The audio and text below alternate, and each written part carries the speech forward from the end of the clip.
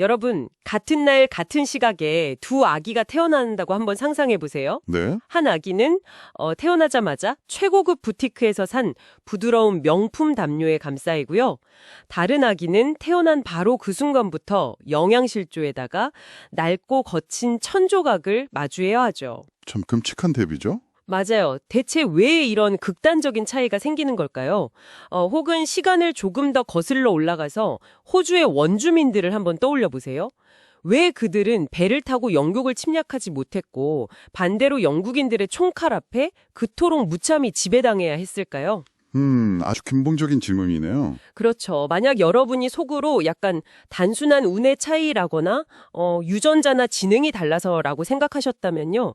오늘 우리의 이 심층 탐구가 여러분의 세계관을 완전히 뒤집어 놓을지도 모릅니다. 사실 이제 그런 식의 생물학적 접근은 역사적 비극을 정당화하는 아주 편리한 변명에 불과하거든요. 편리한 변명이다. 네. 지능이나 도덕성의 문제가 전혀 아니라면 과연 무엇이 이 거대한 불평등의 굴레를 만들어냈는가를 묻는 것이 오늘 탐구의 출발점이라고 할 수 있죠. 좋습니다. 오늘 우리가 나침판으로 삼을 자료는요. 세계적인 경제학자 야니스 바루파키스가 자신의 딸에게 경제의 본질을 설명하기 위해 쓴 책입니다. 아, 유명한 책이죠. 네, 경제학자가 딸에게 들려주는 자본주의 이야기인데요. 중고생을 위한 경제, 불평등의 기원과 자본주의의 역사, 이게 오늘의 핵심 테마입니다. 중고생도 이해할 수 있게 썼다는 게 참 대단해요. 맞아요. 그래서 저희도 자본, 유동성, 파생상품 같은 머리 아픈 전문 용어는 전부 빼버리겠습니다. 대신 우리가 매일 아침 눈을 떠서 잠들 때까지 숨쉬듯 마주하는 이 시장사회라는 거대한 괴물이 대체 어떻게 태어났고 어떤 원리로 굴러가는지 완전히 뜯어보려고 합니다. 아주 기대가 되는데요. 자, 이 부분을 한번 파헤쳐 볼까요? 불평등의 씨앗이 처음 뿌려진 약 1만 2천 년 전으로 거슬러 올라가 보죠. 대체 무슨 일이 있었던 건가요? 인류 역사상 불평등이 싹튼 결정적 계기를 이해하려면 두 가지 큰 도약을 봐야 하거든요. 두 가지요? 네, 첫 번째는 언어였고요. 두 번째가 바로 농업이었습니다. 아, 농업. 네, 농업은 인류에게 처음으로 잉여, 그러니까 쓰고 남는 것이라는 개념을 쥐어주었죠. 그날그날 사냥해서 먹고 치우던 수렵채집 시대와는 완전히 다른 차원의 이야기입니다. 그쵸. 그전에는 보관이라는 게 안 됐으니까요. 맞아요. 곡물은 썩지 않게 보관할 수 있었고 내년에 씨앗으로 쓸 수 있게 축적할 수 있었으니까요. 아, 그러면 잠깐 이해가 되네요. 그러니까 호주 원주민들이 영국을 침략하지 않은 이유는 그들이 무능해서가 아니라는 거군요. 절대 아니죠. 역설적으로 호주의 자연 환경이 굳이 뼈 빠지게 농사를 지을 필요가 없을 만큼 풍요로웠기 때문이네요. 바로 그겁니다. 반면에 유라시아 대륙은 기후도 척박하고 겨울도 혹독하잖아요. 네, 얼어 죽기 딱 좋죠. 그러니까 살아남기 위해서 기를 쓰고 농업에 매달려야 했던 거예요. 그 지리적 환경의 차이가 모든 것을 갈랐습니다. 와, 환경의 차이가 잉여를 만들었군요. 네, 농업에 매달린 유라시아 대륙에서는 엄청난 양의 곡물, 즉 잉여물이 막 쌓이기 시작했죠. 그리고 이 잉여물을 지키고 관리하는 과정에서 국가, 군대, 심지어 치명적인 세균들까지 발달하게 된 거고요. 세균까지요? 농업 때문에 인구가 밀집하고 가축이랑 같이 사니까 그렇겠네요. 정확합니다. 고대 메소포타미아의 농부 나부크라는 인물의 이야기를 보면 이 과정이 아주 생생하게 드러납니다. 나부크요? 네, 책에 넣는 예시인데요. 나부크가 수확한 곡물을 지배자가 관리하는 공용 창고에 맡깁니다. 그러면 관리자는 그에게 곡물을 맡겼다는 증표로 조개 껍데기 영수증을 줬어요. 조개 껍데기요? 귀엽네요. 귀엽지만 이 작은 조개 껍데기가 불러온 나비 효과가 엄청납니다. 가만히 있어보자. 누가 얼마나 맡겼는지 기억해야 하니까 당연히 문자가 필요해졌을 테고요. 그렇죠. 그래서 글쓰기가 발명된 거군요. 네, 맞습니다. 게다가 이 영수증은 나중에 다시 곡물로 바꿀 수 있는 권리잖아요. 그럼 사람들은 무겁게 곡물을 들고 다니는 대신에 그 조개 껍데기 자체를 주고받으면서 물건을 샀겠네요. 아주 훌륭한 추론입니다. 그게 바로 화폐의 시작이죠. 그리고 동시에 그것은 누군가에게 곡물을 주어야 한다는 약속, 즉 부채의 시작이기도 했고요. 아, 빚이 생겨난 거군요. 네, 잉여물은 단지 식량이 많아졌다는 뜻이 아닙니다. 글쓰기, 화폐, 부채라는 복잡한 사회 시스템을 굴러가게 만든 원동력이었죠. 듣다 보니까 이 잉여물이라는 게 일종의 거대한 보조 배터리 같다는 생각이 드네요. 보조 배터리요? 네, 그 농업 이전의 인류는 배가 고플 때마다 자연이라는 콘센트에 스마트폰을 꽂아서 그때그때 충전해서 썼다면요. 잉여물이라는 초대형 배터리가 생기면서 완전히 다른 일들이 가능해진 거잖아요. 아, 아주 기가 막힌 비유네요. 군대나 관료제 같이 에너지를 엄청나게 잡아먹는 무거운 앱들을 그 배터리 덕분에 마음껏 돌릴 수 있게 된 셈이니까요. 맞아요. 바로 그거죠. 그런데 문제가 하나 있습니다. 이 거대한 배터리를 모두가 공평하게 나눠 쓰지 않았잖아요. 네, 여기서 매력적인 부분은 바로 그 권력의 본질이 어떻게 형성되었느냐 하는 점입니다. 잉여물의 분배는 극도로 불평등했거든요. 극소수만 배터리를 독점했죠. 네, 다수의 농민 입장에서는 땀 흘려 농사 지은 걸 빼앗기는 셈이니까 당연히 분노했을 겁니다. 저라도 화나서 엎어버렸을 것 같아요. 그렇죠. 쪽수로 따지면 다수의 농민이 지배자를 쉽게 끌어내릴 수 있었을 텐데요. 지배자들은 물리적인 폭력만으로는 이들을 다 통제할 수 없다는 걸 알았습니다. 아, 그래서 사람들의 머릿속을 통제해야만 했군요. 정확합니다. 그래서 종교와 이데올로기가 동원된 거죠. 아, 이 불평등한 분배는 신의 뜻이다. 혹은 지배자의 권력은 하늘이 내린 것이다. 라는 아주 굳건한 신념 체계를 구축한 겁니다. 세뇌를 시킨 거네요. 네, 다수의 사람들이 자신의 가난과 억압을 자연스럽고 합당한 것으로 심지어 아주 신성한 질서로 받아들이게 만든 거죠. 농업이 만든 잉여물이 불평등을 낳고 그 불평등을 유지하려고 종교와 이데올로기가 만들어졌다는 흐름이 놀랍도록 논리적이네요. 그렇죠. 그런데 여기서 하나 짚고 넘어가고 싶습니다. 왕과 귀족이 잉여물을 독점하던 그 옛날 시대에도 시장은 있었잖아요. 네, 분명히 존재했죠. 물건을 사고 파는 상인들도 있었고요. 하지만 당시 사람들은 지금 우리처럼 모든 것을 돈으로 계산하는 사회에 살지는 않았단 말이에요. 대체 가치에 대한 사람들의 인식이 어떻게 바뀌었길래 오늘날의 시장 사회가 된 걸까요? 그 차이를 이해하려면 가치를 두 가지로 나눠 봐야 합니다. 바로 경험 가치와 교환 가치입니다. 경험 가치와 교환 가치? 네, 책에 아주 흥미로운 일화가 나와요. 여러분이 바닷가에 서 있는데 코스타스라는 늙은 선장에 다가와서 밤바다에 빠진 자신의 닻을 좀 건져달라고 부탁을 합니다. 어두운 밤바닥에 들어가는 건 무서운데요. 위험하죠. 하지만 여러분은 늙은 선장을 돕는다는 뿌듯함 혹은 모험심 때문에 기꺼이 물에 뛰어들 겁니다. 네, 뿌듯하긴 하겠네요. 이 행위에서 얻는 보람이 바로 경험 가치입니다. 저라도 그렇게 도와드리면 하루 종일 기분이 좋을 것 같아요. 영웅이 된 것 같고. 그렇죠. 그런데 만약 선장이 제가 물에서 나오자마자 지갑을 열더니 닻을 건져줬으니 여기 5유로 주겠네 라고 한다면 어떨까요? 5유로요? 우리 돈으로 한 7,000원? 솔직히 굉장히 불쾌할 것 같습니다. 제가 무슨 5유로짜리 심부름센터 직원도 아니고 말이죠. 차라리 안 받고 말지. 바로 그겁니다. 선의로한 영웅적 행동이 5유로짜리 단순한 거래로 전락해버렸기 때문이거든요. 교환 가치가 개입하는 순간 경험 가치가 파괴된 겁니다. 와, 묘하네요. 돈을 줬는데 오히려 기분이 상하다니. 헌혈도 마찬가지 원리예요. 피를 기증하는 사람에게 돈을 지급하기 시작하잖아요. 그러면 사람들은 헌혈을 생명을 살리는 숭고한 행위가 아니라 내 피를 얼마에 파는 거래로 인식하게 됩니다. 아, 그래서 헌혈량이 오히려 줄어들겠군요. 네, 결과적으로 오히려 줄어드는 역설이 발생하죠. 고대 그리스의 서사시를 봐도 그렇잖아요. 호메로스의 일리아스를 보면 아킬레스의 훌륭한 무기를 두고 오디세우스와 아이아스가 막 경매를 하진 않죠. 내가 100골드 내겠다 이러지 않잖아요. 하하, 상상도 할 수 없는 일이죠. 그 무기는 전사로서의 명예라는 경험 가치로 쟁취해야 하는 것이니까요. 그런데 어느 순간부터 이 세상의 거의 모든 것이 코스타스 선장의 5유로처럼 교환 가치로 매겨지기 시작했습니다. 단순히 시장이 좀 커진 것과 질적으로 완전히 다른 시장 사회가 도래한 건데 대체 그 방아쇠를 당긴 사건이 뭔가요? 16세기 영국에서 벌어진 인클로저 운동이 바로 그 방아쇠였습니다. 인클로저 운동이요? 국사 아니 세계사 시간에 들어본 것 같은데요? 네, 당시 글로벌 무역이 발달하면서 양털 가격이 폭등했거든요. 그러자 영국의 영주들은 아주 잔인하고도 실용적인 결정을 내립니다. 조상 대대로 자신들의 땅에서 농사를 지어온 농노들을 전부 쫓아내버린 거예요. 헉? 그냥 다 내쫓았다고요? 네, 그리고 그 자리에 양을 키우기 위한 울타리를 쳐버렸죠. 그게 인클로저, 즉 울타리 치기입니다. 여러분, 잠시 16세기에 쫓겨난 농노의 입장이 되어 한번 상상해 보시죠. 평생 땅을 파서 먹고 살았는데 하루아침에 맨몸으로 길거리에 나앉게 되었습니다. 이제 먹고 살려면 누군가에게 나의 시간과 노동력을 파는 수밖에 없잖아요? 그렇습니다. 바로 그 순간이 인류 역사상 처음으로 인간의 노동과 자연의 토지 자체가 사고 팔리는 상품으로 전락한 순간입니다. 노동과 토지가 상품이 되었다. 네. 과거에는 시장이 사회의 아주 작은 부분에 불과했고 사람들은 대부분 자급자족을 했거든요.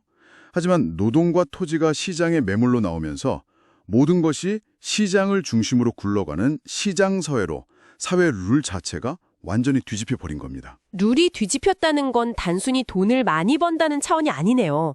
생존의 방식 자체가 통째로 바뀐 거군요. 맞습니다. 여기서 책에 등장하는 문학적 비유가 아주 찰떡 같습니다. 찰스 디킨스의 크리스마스 캐럴이 나오는 스크루지랑요, 크리스토퍼 말로우의 파우스트 박사를 비교하잖아요. 네, 아주 절묘한 비교죠. 보통 우리는 자본주의자 하면 탐욕스럽게 돈을 금고에 막 쌓아두는 구두쇠 스크루지를 떠올리잖아요. 근데 사실 시장사회의 진짜 얼굴은 악마와 계약을 맺고 영혼을 담보로 빚을 내는 파우스트 쪽에 가깝다는 거였죠. 네. 스크루지처럼 자기 금고에 잉여물을 가둬두는 방식은 과거 봉건제 사회의 모습에 가깝습니다. 농노들이 밭에서 작물을 생산하면 영주가 걷어들여서 분배하고 남은 것을 창고에 쌓아두거나 다른 사람에게 부채로 빌려주었죠. 생산, 분배, 부채. 순서를 잘 보세요. 생산이 먼저고 분배가 그 다음이고 마지막이 부채였습니다. 네, 논리적이네요. 하지만 노동이 상품이 된 시장사회에서는 거대한 역전이 일어납니다. 이 순서가 완전히 거꾸로 뒤집히는 거죠. 거대한 역전이요? 아까 길거리로 쫓겨난 농노의 입장으로 돌아가서 생각해보면 확 와닿네요. 제가 양털을 짜서 옷을 만드는 사업을 시작하고 싶어도 저에겐 돈도 빵도 없잖아요. 일꾼들을 고용해서 임금을 주고 기계를 빌리려면 일단 영주나 고리대금 업자에게 돈부터, 그러니까 빚부터 내야 하잖아요. 맞습니다. 무언가를 만들기도 전에 부채가 먼저 발생합니다. 빚을 내서 생산을 하고 그 물건을 팔아 이윤을 남긴 뒤에야 비로소 빚을 갚고 임금을 분배하게 되죠. 부채, 생산, 분배의 순서로 세상이 재편된 거군요. 네. 빚을 먼저 짊어지고 시작했으니까 만약 물건을 팔아서 이윤을 남기지 못하면 어떻게 될까요? 단순히 덜 먹는 수준이 아니라 완전한 파산, 즉 길바닥에서 굶어 죽는 거네요. 그렇죠. 그래서 시장사회에서 기업가들이 왜 그렇게 미친 듯이 혁신을 하고 잠도 안 자고 피 터지게 경쟁하는지 이제야 알겠습니다. 그게 인간의 본성이 막 탐욕스러워서가 아니라 이윤을 내지 못하면 빚더미에 깔려 죽는 구조적인 공포 때문이었군요. 이것을 더 큰 맥락과 연결해보면요. 자본주의에서 부채는 기독교의 지옥과도 같은 역할을 한다고 볼 수 있습니다. 지옥이요? 네. 누구도 가고 싶어하지 않는 끔찍하고 두려운 곳이지만 역설적으로 그 두려움이 사람들을 끊임없이 움직이게 만듭니다. 빚이 없다면 이윤을 향한 절박함도 없고 이 거대한 경제 시스템은 단 하루도 굴러갈 수 없습니다. 부채는 시장사회를 태우고 달리는 필수 불가결한 연료인 셈이죠. 세상에, 빚이 자본주의의 연료라니? 너무 무서운 통찰이네요. 그런데 상식적으로 생각해보면 좀 이상합니다.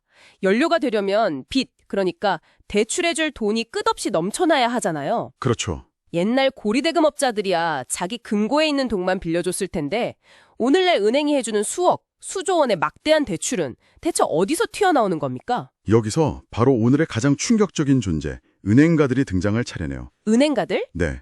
사람들은 보통 은행이 이웃들의 예금을 모아서 그 돈을 기업가에게 대출해준다고 아주 순진하게 믿거든요. 저도 그렇게 알았는데요. 하지만 현실은 완전히 다릅니다. 은행은 키보드 자판에 몇 번 두드리는 것만으로 말 그대로 허공에서 새로운 돈을 창조해냅니다. 허공에서 돈을 찍어낸다고요? 네. 은행가는 기업가가 미래의 혁신을 통해 창출해낼 교환 가치를 현재로 끌어와서 대출이라는 형태로 쥐어주는 겁니다. 일종의 시간여행 에이전트자, 경제적 흑마술을 부리는 셈이죠. 여기서 정말 흥미로운 점은요. 그러니까 은행이 타임머신을 타고 미래로 가서 성공한 미래의 나에게서 돈을 훔쳐온 다음에 현재의 나에게 쥐어준다는 거잖아요. 맞아요. 그런 비유가 가능하죠. 듣기엔 아주 환상적인 마법 같은데 만약 그 미래의 나가 계획대로 성공하지 못하면 어떻게 됩니까? 미래에 창출될 거라고 믿고 돈을 막 땡겨왔는데 정작 그 미래에 돈이 없다면 마치 타임 패러독스가 일어나서 우주의 시간선이 붕괴하듯 경제도 무너지는 거 아닐까요? 정확합니다. 그 붕괴의 순간들이 바로 우리가 역사 교과서에서 배우는 1929년의 대공황이나 2008년의 글로벌 금융위기입니다. 아, 그게 마법이 풀린 순간이었군요. 네, 미래의 성장이 순조롭게 이루어질 때는 이 흑마술이 경제를 기적처럼 팽창시키지만요. 기업가들이 빚을 갚지 못해 그 마법의 사슬이 끊어지는 순간 호공에서 만들어졌던 막대한 돈이 순식간에 신기루처럼 사라지면서 연쇄파산이라는 끔찍한 재앙이 닥치는 거죠. 와, 소름 돋네요. 근데 위기가 닥치면 경제를 다시 살려야 할 텐데 이때 인간의 심리가 참 기묘하게 작동하더라고요. 책에서 장자크 루소의 사슴사냥 비유랑 소포클레스의 오이디푸스 신화를 들고 오는데 이게 정말 통찰력이 뛰어납니다. 네, 그 부분이 아주 백미죠. 보통 경제가 어려우면 노동자의 임금을 깎거나 은행 이자율을 낮추면 기업가들이 비용이 줄었네. 사람을 더 뽑고 투자를 해야지 할 것 같잖아요. 경제학 교과서의 이론대로라면 그래야 맞습니다. 하지만 현실의 기업가들은 절대 그렇게 행동하지 않죠. 왜 안 그러죠? 임금이 떨어지면 기업가들은 임금이 이렇게 낮아지는 걸 보니 노동자들이 내 물건을 살 돈이 없겠군. 앞으로 경제가 더 나빠지겠다라고 비관을 해버립니다. 그래서 오히려 사람을 더 자르죠. 중앙은행이 이자율을 파격적으로 낮출 때도 마찬가지입니다. 오죽 상황이 심각하면 중앙은행이 이자율을 바닥까지 내릴까? 라면서 지레 겁을 먹고 대출을 거부합니다.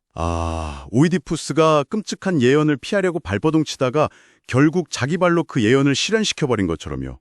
기업가들의 비관론이 투자와 고용을 얼어붙게 만들어서 진짜로 경제를 더 깊은 수렁에 빠뜨리는 자기 실현적 예언이 되어버리는군요. 네. 노동시장과 화폐시장에 깃든 일종의 악령과도 같다고 저자는 표현하죠. 인간의 심리와 시장의 맹목성이 결합될 때 시스템이 얼마나 통제 불능으로 치달을 수 있는지 보여주는 완벽한 예시입니다. 맹목적인 이윤 추구, 빚으로 쌓아올린 모래성, 그리고 자기 실현적 예언까지 정말 듣기만 해도 숨이 턱턱 막힙니다. 그런데 인간을 이렇게 쥐어짜던 이 시스템은 이제 한계에 부딪혀서 결국 인간의 노동 자체를 기계로 밀어내버리는 단계로 진입하고 있잖아요. 게다가 우리가 발딛고 있는 이 지구라는 행성마저 위협하고 있고요. 네, 사실 기업가들은 치열한 경쟁에서 살아남으려면 어떻게든 비용을 줄여야 하거든요. 그래서 말썽도 안 피우고 월급도 안 받는 로봇과 인공지능으로 인간의 노동을 자꾸 대체하려 하죠. 책에서는 이걸 이카로스 증후군이라고 부릅니다. 태양을 향해 날아가다가 추락한 이카로스요. 맞아요. 비용 절감이라는 태양을 향해 밀랍 날개를 달고 날아오르지만 거기에 치명적인 모순이 기다리고 있습니다. 어떤 모순이죠? 로봇은 물건을 완벽하게 만들어낼 수는 있어도 퇴근길에 그 물건을 사주는 소비자가 될 수는 없다는 사실이죠. 물건을 아무리 싸게 잘 만들어도 해고당한 인간들에게 돈이 없으니 아무도 물건을 못 사겠네요? 그렇죠. 결국 수요가 붕괴하고 가격이 폭락해서 기업가 자신도 파멸하게 되는 거군요. 약간 메리 쉘리의 프랑켄슈타인이나 영화 매트릭스에서 인간이 만들어낸 피조물이 오히려 인간의 숨통을 조이는 장면이 겹쳐 보입니다. 아주 적절한 연상입니다. 게다가 이 맹목적인 시스템은 환경마저 아주 귀괴하게 계산하잖아요. 애기나 섬의 산불 이야기는 정말 충격적이었습니다. 네, 상식적으로 아름다운 숲이 굴타 없어지면 사회 전체의 부는 줄어들어야 하잖아요. 하지만 시장 사회의 지표인 GDP는 다르게 반응합니다. 숲이 탔는데 왜 GDP가 오르죠? 산불을 끄기 위해 비행기가 엄청난 양의 연료를 소모하고요. 소방관들에게 수당이 지급되고 파괴된 도로를 복구하는 과정에서 엄청난 교환 가치가 발생하거든요. 대기와 숲이 파괴되었는데 경제 지표는 오히려 상승하는 귀괴한 환각 상태에 빠지는 겁니다. 고대 그리스어에 이디오티스라는 단어가 있다고 하셨죠. 그 영어 단어 아이디어트, 즉 바보의 어원이 된 말인데 이게 원래 뜻이 공공의 이익이나 자연환경 같은 건 철저히 무시하고 오직 자기 이익만 챙기는 아주 사사로운 사람을 의미한다고요? 네, 맞습니다. 모든 것을 돈으로 환산하고 사유화하려는 지금의 시장사회야말로 거대한 이디오티스 같네요. 통렬한 비판이죠. 그런데 여기서 책의 저자가 굉장히 도발적인 주장을 하나 합니다. 2차 세계대전 당시 포로 수용소에서 담배가 화폐로 쓰였던 레드퍼드의 사례를 들면서요. 화폐는 절대 정치와 분리될 수 없다고 강조하잖아요. 네, 포로 수용소라는 아주 폐쇄된 공간에서도 담배가 화폐로 쓰이자마자 당장 누가 더 많은 담배를 통제하느냐, 즉 권력과 계급의 문제가 발생했거든요. 화폐라는 것은 태생적으로 누가 부를 차지하고 누가 빚을 지는가를 결정하는 정치적 산물이라는 겁니다. 잠깐 이 부분에서 의문을 품는 청취자분들도 계실 것 같습니다. 요즘 가상화폐, 특히 비트코인 지지자들은 부패한 국가나 중앙은행의 통제를 벗어나서 화폐를 정치 권력으로부터 완벽히 분리해내는 것만이 진정한 금융의 민주화라고 주장하잖아요. 물론 저희는 어느 쪽 편을 드는 건 아니고 책의 내용을 전달해드리는 입장이지만요. 저자는 왜 이런 시도를 위험하고 비현실적인 환상이라고 비판하는 건가요? 네, 저희가 비트코인의 가치에 대해 판단을 내리는 건 아니고요. 저자의 논리에 따르면 이렇습니다. 알고리즘으로 화폐 발행량을 엄격히 고정해두면 앞서 말한 1929년 같은 대폭락 위기가 왔을 때 아주 치명적이라는 거예요. 돈을 더 찍어낼 수가 없으니까요. 네. 중앙은행에 돈을 풀어서 위기에 빠진 사람들을 구제할 수 있는 유연성이 완전히 사라지니까요. 결국 돈을 통제하는 알고리즘 자체가 또 다른 절대 권력이 되며 위기 상황에서 다수의 약자들을 벼랑 끝으로 내몰 수 있다는 비판입니다. 모든 것을 정치와 분리해 기술에만 맡긴다고 해서 자동으로 평등해지는 건 아니라는 뜻이군요. 역시 책의 주장일 뿐이지만 깊이 생각해 볼 만한 지점입니다. 결국 핵심 질문으로 돌아오게 되네요. 우리는 숲이든 인간의 노동이든 심지어 돈이든 간에 모든 것을 계속 상품화하는 길로 브레이크 없이 질주할 것인가? 아니면 이 거대한 기계장치들을 민주화할 것인가? 네, 이 대목에서 저자는 아주 중요한 대안을 던지게 되죠. 어떤 대안이죠? 책에서는 후자의 대안으로 로봇이나 기계가 만들어내는 이윤에 세금을 매겨서 모든 시민에게 보편적 기본소득으로 배당하자는 아이디어를 제시합니다. 즉, 사회 전체가 로봇의 공동 소유주가 되자는 겁니다. 잉여물을 소수만 독점했던 고대 메소포타미아의 실수를 반복하지 말자는 의미겠네요. 기계라는 새로운 잉여물을 벡터리를 극소수의 빅테크 기업이나 자본가만 독점하게 둔다면 우리는 다시 파국을 맞겠지만 그것을 민주적으로 통제한다면 시장사회의 모순을 극복할 수 있다는 희망적인 메시지이기도 하고요. 네, 바로 그겁니다. 잉여물과 조개 껍데기에서 시작된 우리의 여정이 여기까지 왔습니다.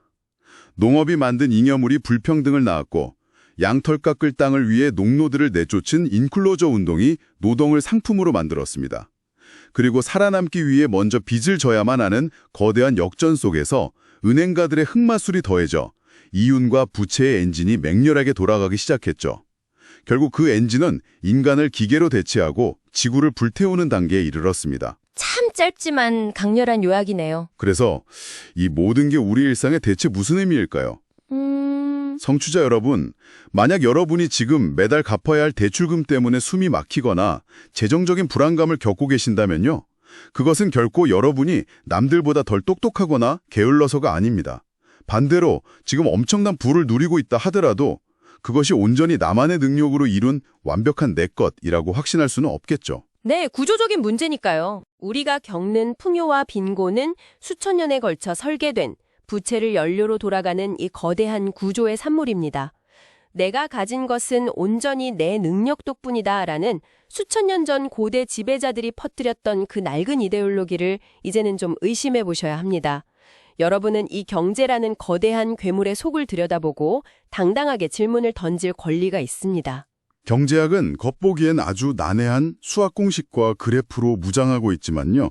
그 껍질을 벗겨내면 결국 누가 가치 있는 것을 차지하고 누가 빚을 지는가라는 지극히 인간적이고 권력적인 이야기일 뿐입니다. 오늘 탐구가 그 껍질을 깨는 작은 망치가 되었기를 바랍니다. 자, 오늘 심층 탐구를 마치며 여러분의 머릿속에 오랫동안 맴돌 만한 도발적인 화두를 하나 던지고 싶습니다. 어떤 화두죠? 책의 제안대로 로봇 세금과 보편적 기본소득이 완전히 정착된 미래를 상상해 보세요. 더 이상 살아남기 위해 혹은 빚을 갚기 위해 억지로 누군가에게 나의 시간과 노동력을 팔지 않아도 되는 시대가 온다면 말입니다. 그때 우리 인류에게 직업이나 노동은 과연 어떤 의미로 남게 될까요? 정말 철학적인 질문이네요. 생계수단이라는 굴레를 벗어던지고 옛날 고대 그리스의 영웅 아킬레스처럼 오직 타인을 돕는 기쁨이나 명예 같은 순수한 경험 가치만을 위해 일하는 눈부신 르네상스가 도래할까요? 아니면 돈 벌 필요조차 없어져 버린 인간들이 삶의 목적을 잃고 끔찍한 무료함에 빠져 허우적거리게 될까요? 오늘 밤 여러분의 일상을 묵묵히 돕고 있는 세탁기나 스마트폰, AI 같은 기계들을 보며 이 질문을 한번 곱씹어 보시기 바랍니다.